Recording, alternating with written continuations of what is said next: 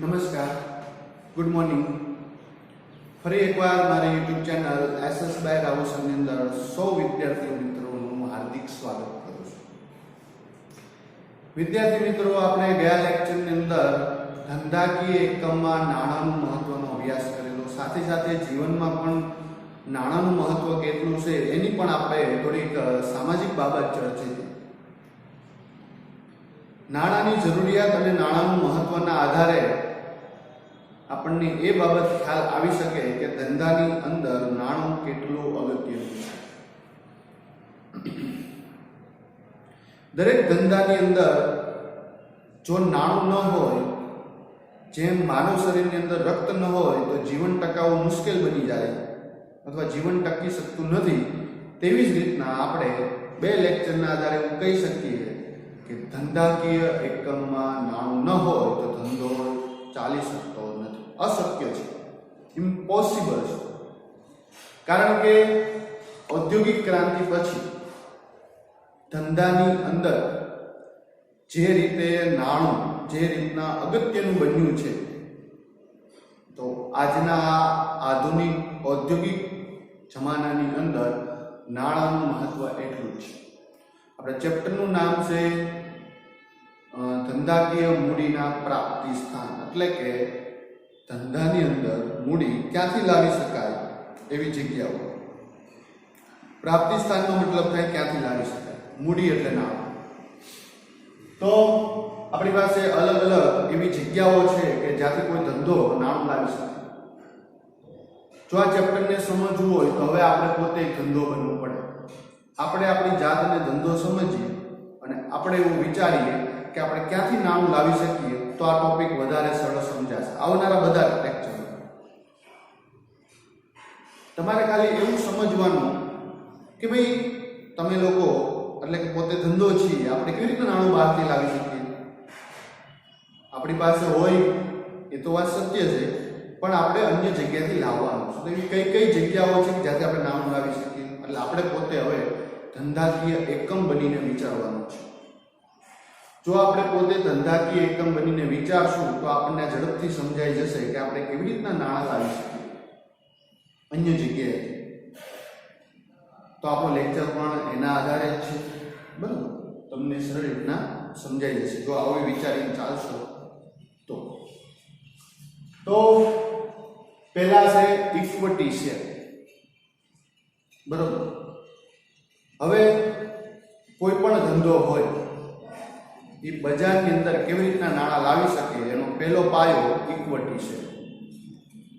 Equity share છે તો સૌપ્રથમ ઇક્વિટી શેર કોને કહેવાય એ સમજતા પહેલા શેર કોને કહેવાય એ સમજીએ. તો કે શેર એટલે શું? આ શેર એટલે શું? તો કે જે મૂડી હોય, મૂડી એને નાના નાના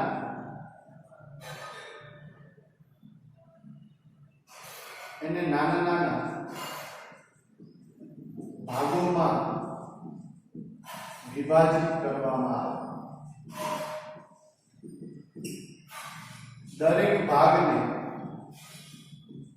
શેર કહેવાય.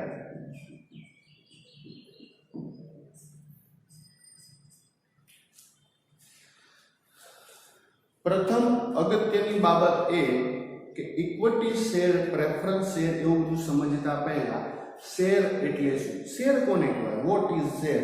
તો કે ભાઈ જે મૂડી હોય એને નાના નાના ભાગોમાં વહેંચવામાં આવે એટલે એને શું કહેવાય? શેર કહેવાય છે, બરાબર? બીજું કોઈ એવું બાબત નથી હોતી. જો કે દાખલા તરીકે ધંધાને 100 રૂપિયા જોતા છે.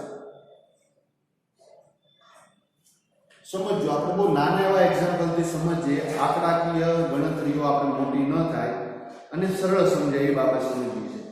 તો કે દાખલા તરીકે આપણે એવું સમજીએ કે એક ધંધાને 100 રૂપિયા જોતા છે. ધંધાને 100 રૂપિયા જોતા છે, તેને સીધા કોઈ 100 નહીં આપે. જો કેવી રીતના મળશે? બજારની અંદર કોઈ 100 આપવા વાળું વ્યક્તિ નથી, પણ એવું કરશે, આના ભાગ કરશે, નાના નાના ભાગોમાં વિભાજિત કરશે એટલે 10 રૂપિયા કરી નાખશે. આવી બરોબર? એ શું કરી નાખશે? 10 રૂપિયા.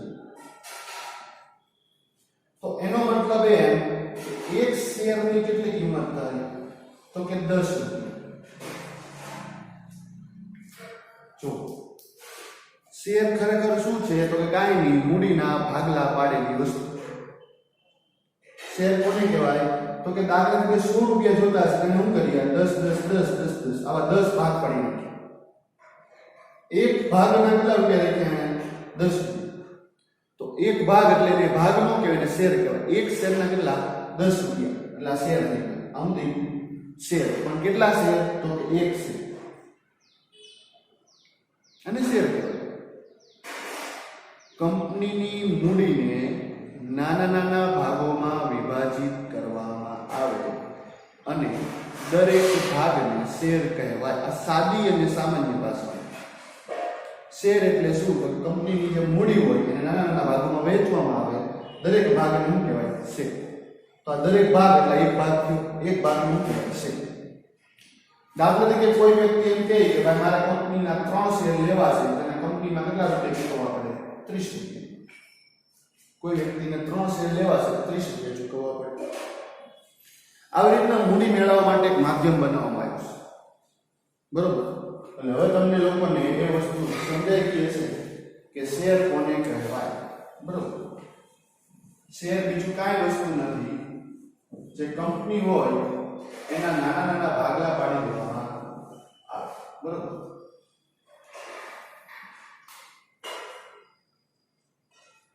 કંપનીની મૂડીને નાના નાના ભાગમાં વહેંચવામાં આવે, દરેક ભાગને શેર કહેવાય. આ તમારે સામાન્ય ભાષામાં સમજવું.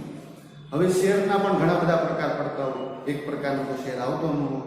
તો એનો પહેલો પ્રકાર છે ઇક્વિટી શેર. ઇક્વિટી શેર કોને કહેવાય તો કે કાંઈ ન હોય, શેરની અંદર અમુક શરતો મૂકેલી હોય. એ શરત પ્રમાણે શેરનું નામ હોય, બાકી શેર શેર જ કહેવાય. બરોબર. પછી ઇક્વિટી શેર હોય, પ્રેફરન્સ શેર હોય, કોઈ પણ શેર હોય, જેટલા પ્રકારના આવે શેર શેર જ કહેવાય. પણ એની અંદર અમુક કન્ડિશન મૂકેલી હોય. જેમ આપણે કોઈ વસ્તુ ખરીદવા જઈએ તેમાં એમ કીધું કે ડિસ્કાઉન્ટ, પણ એની વાય કન્ડિશન કે એટલે એટલી વસ્તુ કરો તો આટલું ડિસ્કાઉન્ટ. તેવી રીતના શેરમાં પણ કન્ડિશન છે. જોઈએ કેવી રીતના. ઇક્વિટી શેર એટલે કે જે શેરને ડિવિડન્ડ મેળવવાનો અને મૂડી પરત મેળવવાનો, આ બે અધિકાર છે. જો ડિવિડન્ડ મેળવવાનો અને મૂડી પરત મેળવવાનો જે અધિકાર, હક એટલે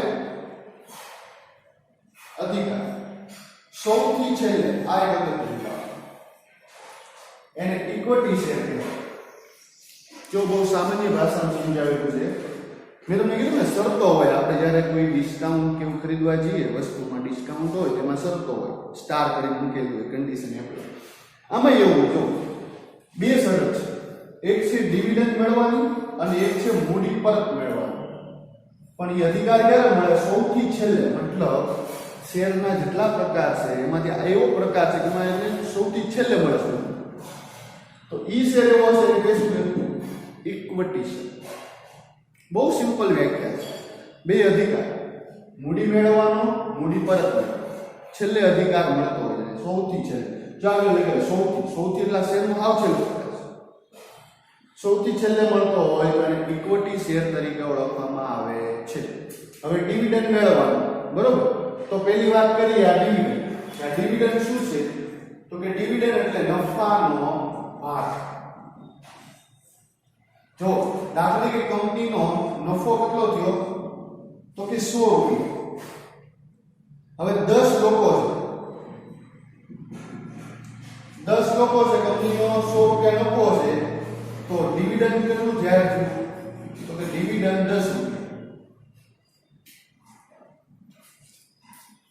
બરોબર. જો આને નફો મળ્યો ન કે આને શું મળ્યું કહેવાય ડિવિડન્ડ. નફો તો આ છે. કંપનીએ નફો કેટલો કર્યો 100 રૂપિયા. પણ કંપનીના શેર હોલ્ડરો કેટલા હતા 10 જણા. તો નફાનો ભાગ એટલે ડિવિડન્ડ. ડિવિડન્ડ એટલે શું તો કે ડિવિડન્ડ એટલે બીજું કાંઈ નહીં, નફાનો ભાગ. એનું એક અલગ નામ આપેલું છે. ખરેખર આ નફો કહેવાય. પણ આપણી જે ભાષા ભણવાની છે, વાણિજ્ય વ્યવસ્થા અને સંચાલન, એની અંદર ડિવિડન્ડ કહેવાય. ડિવિડન્ડ એટલે નફાનો ભાગ. તો આ 10 રૂપિયા કોનો ભાગ છે? નફા. આનો ભાગ છે. તો એક વ્યક્તિને કેટલા રૂપિયા મળે? 100 રૂપિયાના નફામાંથી 10 રૂપિયા. 10 ને મળે શું કહેવાય ડિવિડન્ડ. બરોબર. અને બીજું છે મૂડી પરત. તો દાખલા તરીકે મેં કોઈ કંપનીના 50,000 રૂપિયાના શેર લીધા છે, 50,000ના મેં શેર લીધા છે, તો મૂડી પરત મતલબ જ્યારે કંપની બંધ થાય ત્યારે મને મૂડી પાછી મળે, પરત એટલે પાછી. એ મને હર ક્યારે મળે? સૌથી છેલ્લે. તેને કહેવાય ઇક્વિટી શેર. બરોબર. ચાલો હવે એની બધી લાક્ષણિકતા જોઈએ કેવો હોય ઇક્વિટી શેર. તો પહેલું એમ કીધું છે કે ઇક્વિટી શેર છે એના સાચા માલિકો કહેવાય. હવે જે લોકોએ આ શેર લીધો હોય, ઇક્વિટી શેર જે લોકોએ લીધું છે સાચા માલિકો કહેવાય. કેમ? તો કે આ શેરની અંદર, ઇક્વિટી શેરની અંદર સૌથી વધુ જોખમ છે.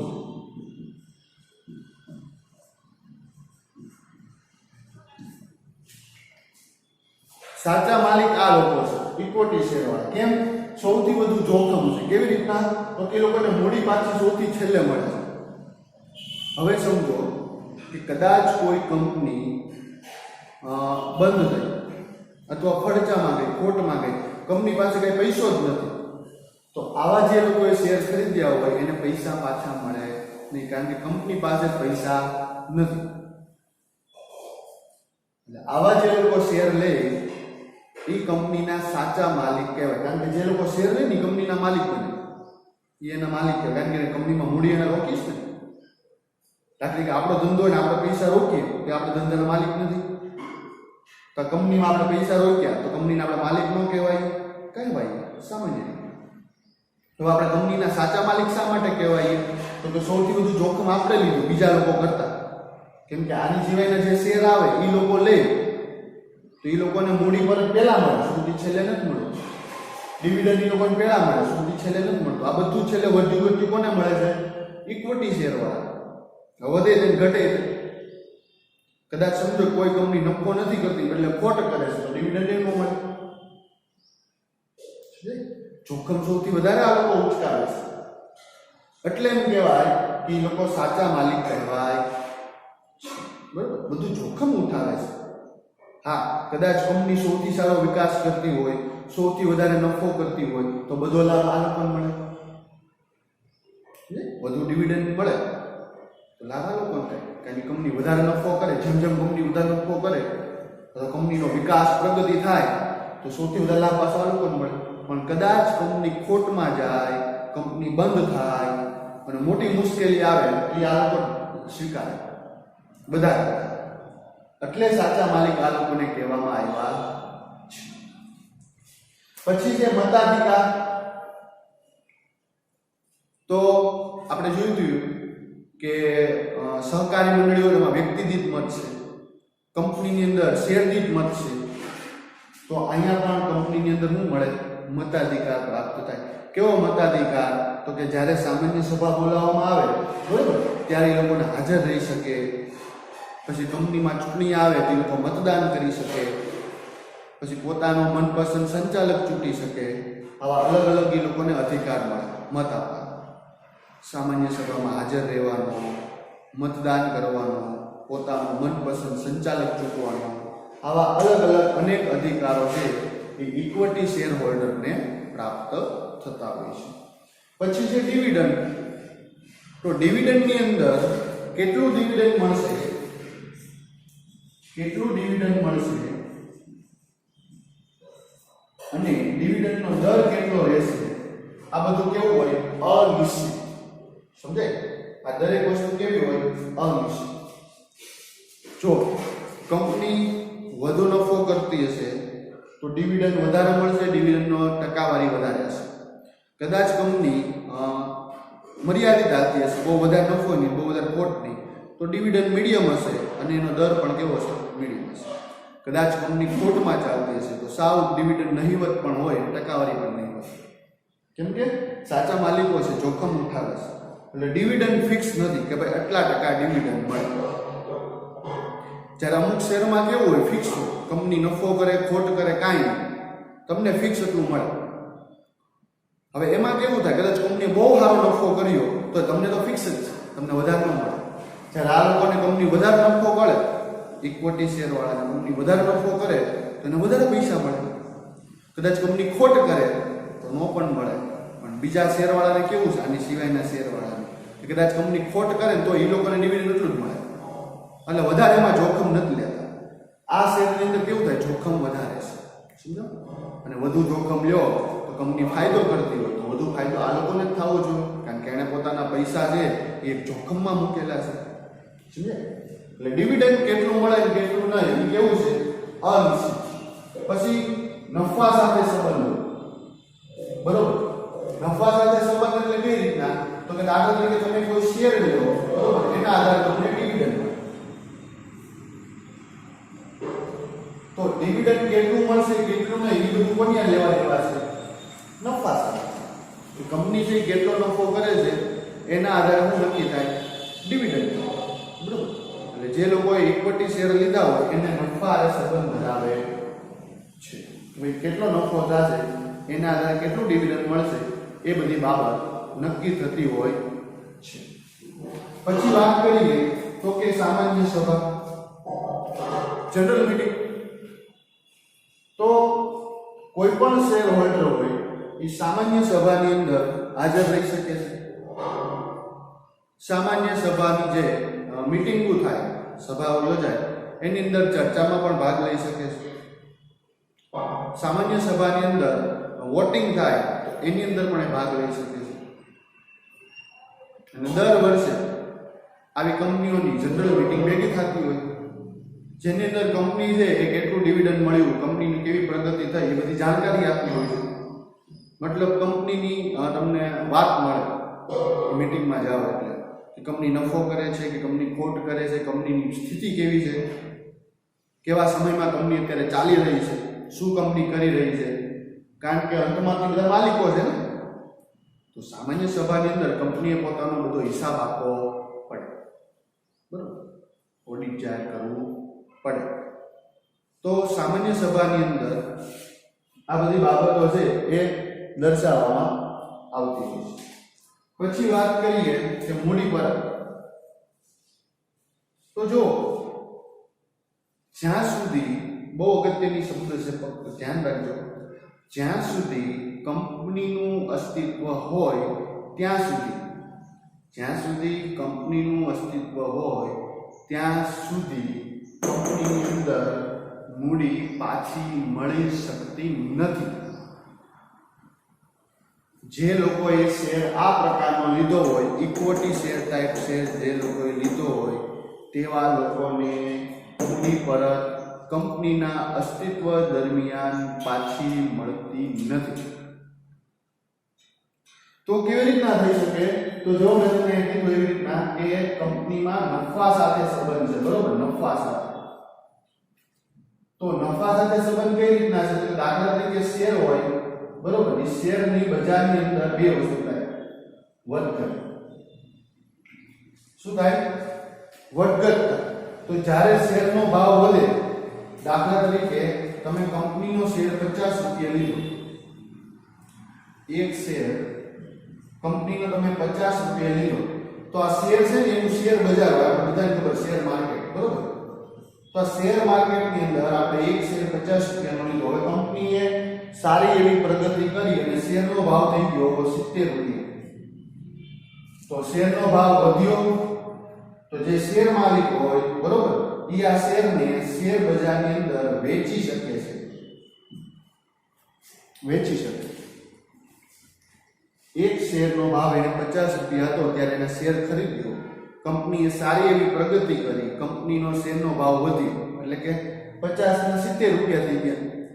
તો ત્યારે તે વ્યક્તિ પોતાનો શેર બજારની અંદર વેચી શકે, બરોબર, વેચીને મૂડી મળી શકે. બાકી કંપની પાસેથી મૂડી ન મળે, બજારની અંદર વેચી શકે. એવો એક શેર બજાર છે, એના બધા ઓળખતા છો, શેર માર્કેટ અને બધા જાણો છો, સેન્સેક્સ અને નિફ્ટી. આ વારંવાર ટીવી ન્યૂઝમાં આવ્યા કરે છે, દરરોજ આવતું હોય છે. તો 50 રૂપિયાનો શેર 13 રૂપિયા ભાવ એ વેચે એટલે એક શેર એને 20 રૂપિયા વધારે આવક પ્રાપ્ત થઈ. તો કંપનીના વધઘટ દરમિયાન એ વ્યક્તિ શું કરે, પોતાના શેર વેચી શકે છે પણ કંપની પાસેથી મૂડી પાછી મેળવી શકતો નથી. એટલે મૂડી પરત ન થાય પણ પોતાની મૂડી છે એ વેચી શકે, મૂડી પરત કરી શકે છે. ક્યાંથી, શેર બજારમાંથી, બરોબર. ઈ ત્યાં વધઘટ થાય, શેરમાં વધઘટ થાય તો આવી રીતના થાય. પછી છે વિસર્જન. તો મેં તમને વાત કર્યું એમ કે જ્યારે કોઈ પણ કંપનીનો અંત આવે, કંપની પોતાનું અસ્તિત્વ ગુમાવે અથવા કંપની ફડચામાં જાય, ખોટમાં જાય, કંપની પોતાનો ધંધો ટકાવી શકવામાં અસફળ થાય, તેવા સમયે કંપનીનું વિસર્જન થાય છે. કંપનીનું વિસર્જન થાય એવા સમયે સમજવું, દરેક લોકોને મૂડી પરત મળે. પણ આ જે લોકોએ શેર લીધા હોય એ લોકોને મૂડી પરતમાં જો વધે તો, જો તોનો સવાલ લાગુ પડે છે. કંપની પોતાનું જે લેણું હોય, જે પોતાની ઉપર લેણું જે થઈ ગયું હોય એ બધું લેણું ચૂકવતા, બધાને પૈસા આપી દે, લેણદારો ને બધા હોય એની પાસે જે, એ દરેક લોકોને, ધંધા સાથે જોડાયેલા દરેક લોકોને પૈસા પરત આપી દે. પછી જો કંપની પાસે નાણું વધે તો, મૂડી વધે તો, જો વધે તો વિસર્જન પછી ઇક્વિટી શેર હોલ્ડરને મૂડી પરત મળે છે. એટલે કે સૌથી છેલ્લે મૂડી પાછી મળે. અને એમાં એક કન્ડિશન, જો વધે તો, એટલે કે સૌથી વધુ જોખમ ઇક્વિટી શેર હોલ્ડર વાળા લે છે, એટલે એ લોકો સાચા માલિક કહેવાય છે. ઇક્વિટી શેર ખરીદો એની ઉપર જોખમ સૌથી વધારે છે, પણ ફાયદો પણ એટલો જ વધારે છે. કદાચ સમજો કે કંપનીએ સારી એવી પ્રગતિ કરી નાખી 1-2 વર્ષની અંદર, તો 50 રૂપિયાનો શેર એક ખરીદ્યો હોય તો એ 200 રૂપિયાનો શેર થઈ જાય. એક શેરે સીધા 150 રૂપિયા મળે આપણને વર્ષ 2 વર્ષમાં. આપણે એક શેર નહીં, અનેક શેર ખરીદ્યા હોય, 10,000, 20,000, 50 તમે ખરીદી શકો ક્ષમતા, પણ સીધો એવો ફાયદો થાય. અને સાચા માલિકો કહેવાય છે, કારણ કે સૌથી વધારે એ લોકો શું કરે છે? જોખમ ઉઠાવે છે. એટલે વિસર્જનની અંદર જો મૂડી વધે તો પરત મળે. પછી વાત કરીએ તો લાયકાતના શેર. તો લાયકાતના શેરમાં એવું છે કે જો તમારે સંચાલક બનવું હોય તો લખ્યું હોય કે ભાઈ 80 શેર તમારા ફરજિયાત ખરીદવાના. લાયકાતના શેર કોને કહેવાય? તો કે દાખલા તરીકે એવા આવેદનપત્રમાં જોગવાઈ હોય કે જો તમારે ચૂંટણીમાં ઊભું રહેવું હોય અને કંપનીના સંચાલક બનવું હોય તો તમારે મિનિમમ 80 શેર ખરીદવા પડે. જે લોકો 80 શેર ખરીદે એ જ સંચાલકની ચૂંટણીમાં ઊભા રહી શકે. એવો આવેદનપત્રમાં નિયમ બનાવ્યો હોય તો કોઈ પણ વ્યક્તિએ સંચાલક માટે ચૂંટણી લડવી હોય તો પહેલા એને 80 શેર ખરીદવા પડે. આને કહેવાય લાયકાતના શેર. લાયકાત, સંચાલક બનવાની લાયકાત, તો એવા એને શેર ખરીદવા પડે. બાકી સામાન્ય વ્યક્તિ 40 શેર ખરીદે, 30 શેર ખરીદે તો ચાલે, પણ જેને સંચાલકની ચૂંટણી લડવી છે, સંચાલક કંપનીમાં બનવું છે, તો એને ફરજિયાત 80 શેર ખરીદવા પડે. પછી જે મૂડીનો લાભ શું મળે? તો કે મેં તમને કીધું એમ કે શેરમાં જો વધઘટ થાય તો દાખલા 55 શેર 70 માં થયો એટલે સીધો વધારે આવક થઈ, કમાણી થઈ. બરોબર? મૂડીમાં વધઘટ થાય એટલે સીધી કમાણી થાય. તદુપરાંત તમે જુઓ તો કંપની સારી પ્રગતિ કરતી હોય તો બોનસ શેર ને એવું બધું આપે. બરોબર? પછી હકના શેર આપે. તો આવા અલગ અલગ શેર મળે આપણને. બરોબર? જ્યારે કંપની પોતાની સારી એવી પ્રગતિ અને વિકાસ કરતી હોય તો એ લોકો મૂડીના અનેક લાભ આપણને કરાવે. એક તો આપણા શેરના ભાવ વધી જાય, તદુપરાંત લોકો બોનસ ને એવું પણ આપે, એટલે વધારાના શેર આપણને મળતા હોય છે. અને લાસ્ટ છે શેરની નોંધણી.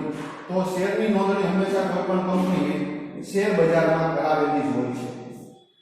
શેર બજારમાં કરાવેલી હોય એટલે તમે કોઈ પણ શેરની ખરીદી અને વેચાણ કરી શકો.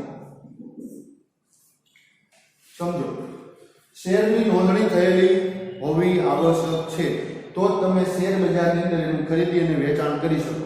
બાકી આ શેરનો નિયમ એવો છે કે કંપની તમને મૂડી પાછી આપે નહીં. સમજો કે 50 રૂપિયાનો તમે શેર ખરીદ્યો, તમારે આર્થિક મુશ્કેલી આવી, તમારે નાણાંની જરૂર પડ્યો અને એ શેરનો ભાવ બજારની અંદર 40 રૂપિયા થઈ ગયો તો પણ તમારે પૈસા પાછા મેળવવા માટે 40 રૂપિયા શેર વેચી દેવો પડે, 10 રૂપિયાની ખોટ પણ ખાવી પડે.